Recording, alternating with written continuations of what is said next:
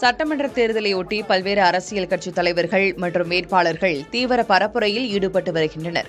அதன்படி புதுக்கோட்டை மாவட்டம் ஆலங்குடியில் திமுக வேட்பாளர் மெய்யநாதனை ஆதரித்து சிபிஐ முன்னாள் மாநில செயலர் முத்தரசன் பரப்புரையில் ஈடுபட்டார். 8000 ரூபாய் தேர்தலுக்கு பிறகு முதலமைச்சராக பொறுப்பேற்ற பிறகு எல்லோருக்கும் 8000 ரூபாய் டோக்கன் வருது. வேப்பனஹள்ளி அதிமுக வேட்பாளர் KP முனுசாமி ராயக்கோட்டை உள்ளிட்ட பகுதிகளில் கிராம மக்களின் குறைகளை கேட்டறிந்து வாக்கு சேகரித்தார்.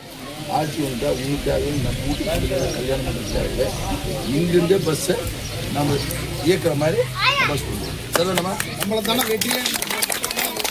ஈரோடு கிழக்கு தொகுதி காங்கிரஸ் வேட்பாளர் கோபிநாத் அமைச்சர் முத்துசாமியுடன் சென்று பொதுமக்களிடம் ஆதரவு திரட்டினார்.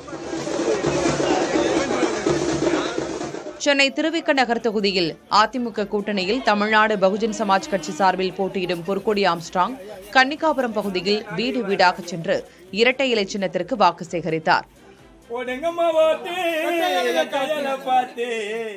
கூடலூரில் நாம் தமிழர் கட்சி வேட்பாளர் கார்த்திக் தேயிலை தோட்ட தொழிலாளர்களை சந்தித்து ஆதரவு திரட்டினார்.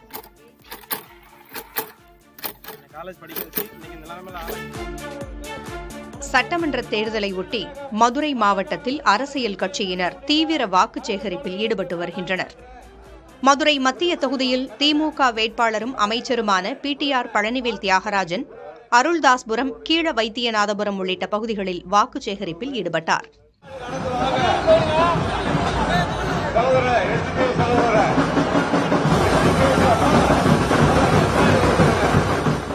அதேபோல் அதிமுக கூட்டணியில் புதிய நீதி கட்சி சார்பில் போட்டியிடும் சுந்தர் சியை ஆதரித்து அவரது மனைவியும் நடிகையுமான குஷ்பு பரப்புரையில் ஈடுபட்டார். உங்க பிரச்சனைகள் தீர்க்க வைக்கிறதுக்காக அவரு நாங்க 2 பேரும் இங்க இருந்து உங்க பிரச்சனைகள் தீர்க்க வைக்கிறதுக்காக இங்க இருப்போம். வரும் 23ஆம் தேதி இரட்டை இலை சின்னத்தில் இருக்கிற என்னுடைய கணவர் சுந்தர்சி அவர்களுக்கு உங்களுடைய பொன்னான வாக்களித்து அவரை ஜெயிக்க வைங்க. திருமங்கலம் அதிமுக வேட்பாளரும் முன்னாள் அமைச்சருமான RB உதயகுமார் வடகரை கிராமத்தில் தனது மகள் பிரியதர்ஷினியுடன் பரப்புரை செய்து ஆதரவு திரட்டினார்.